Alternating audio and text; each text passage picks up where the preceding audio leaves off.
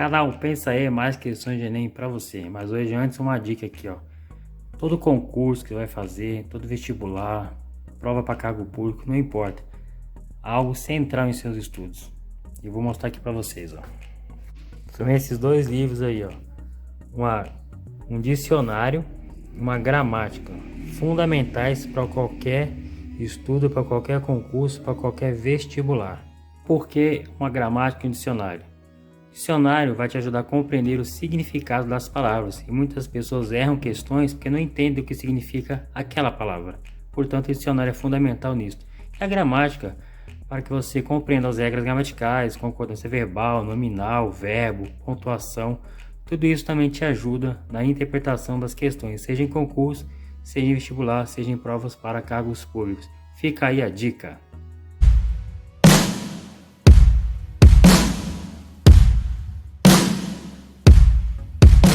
Canal, pensa aí, mais uma aula para você, questões de Enem 07, Ciências Humanas. Vamos às questões de hoje. Questão com referência no sociólogo alemão Max Weber, autor da obra A Ética Protestante e o Espírito do Capitalismo, obra clássica e fundamental na compreensão do mundo contemporâneo.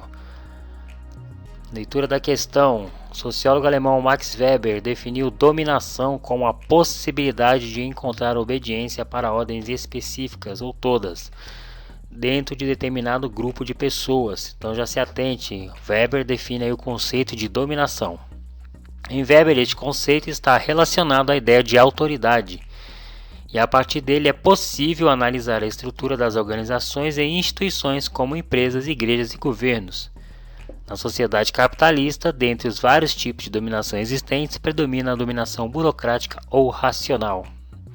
Então Weber define o conceito de dominação e faz aí um paralelo com a sociedade capitalista e os tipos de dominação presentes nela.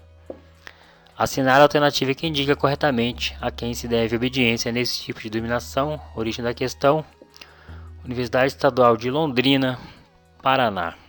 Vamos às possíveis alternativas.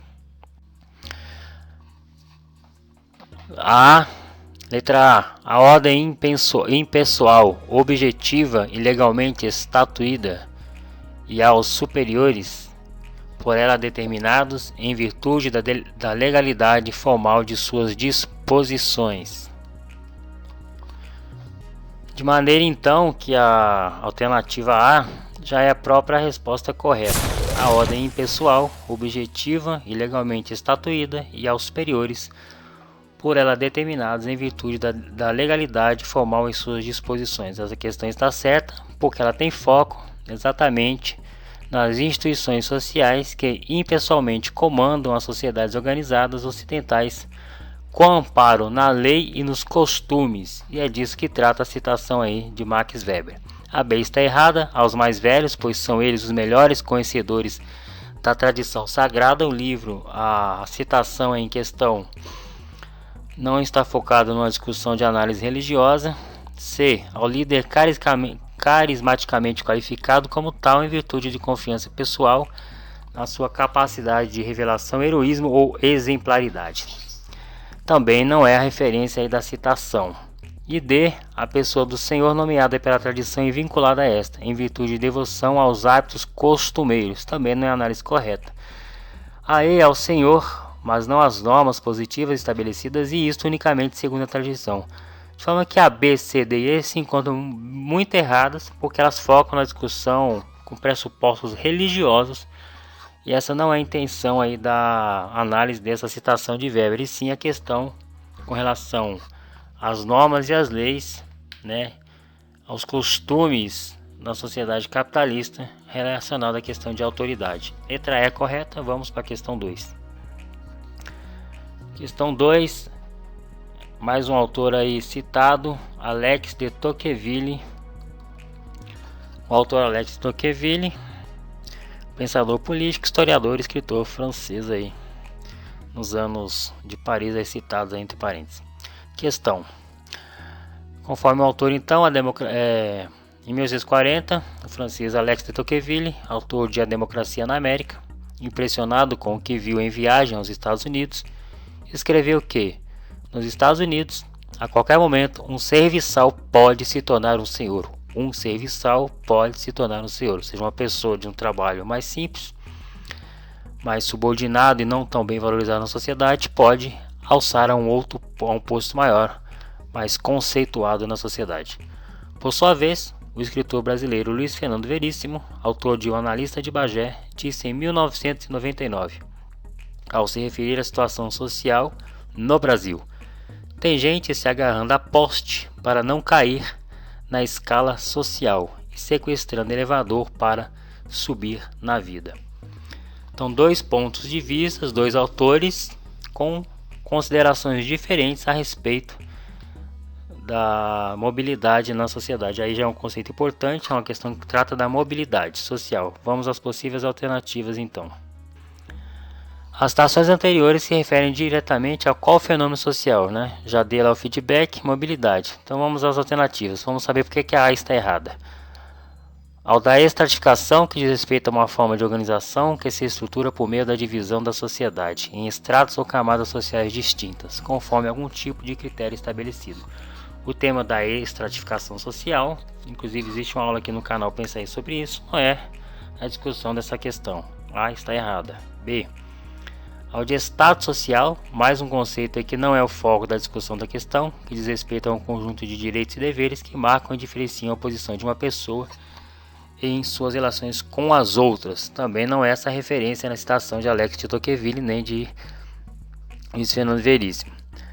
C. Ao dos papéis sociais, que se refere ao conjunto de comportamentos que os grupos e a sociedade em geral esperam que os indivíduos cumpram de acordo com o status que possuem. Papéis sociais também não é o conceito aí dessa citação na questão. E a D, como já tinha dado feedback, é a questão correta da mobilidade social, que se refere ao movimento, à mudança de lugar de indivíduos ou grupos num determinado sistema de estratificação. Para Alex de Tocqueville, isso é uma questão mais simples. A mobilidade é vista como uma questão de uma maneira mais tranquila, e já na visão do autor brasileiro já é algo mais complicado, mas ambos discutem a questão da mobilidade social, mesmo que a pesem de maneiras distintas. Vamos à questão 3. Questão 3, também muito recorrente no Enem, citações de partes da Constituição Federal. E aí a citação se refere ao artigo 215, que diz: o Estado garantirá a todos o pleno exercício dos direitos culturais e acesso às fontes da cultura nacional, e apoiará e incentivará a valorização e a difusão das manifestações culturais. Parágrafo 1º. O Estado protegerá as manifestações das culturas populares, indígenas e afro-brasileiras e das de outros grupos participantes do processo civilizatório nacional. Citação aí com referência na Constituição da República Federativa do Brasil. Então perceba que fala da garantia de direitos, a questão cultural e as amplas camadas populares, sejam indígenas, afro-brasileiras ou grupos participantes. Com isto vamos aí à questão. É correto, segundo essa citação do artigo 215, afirmar que no artigo transcrito da Constituição Federal.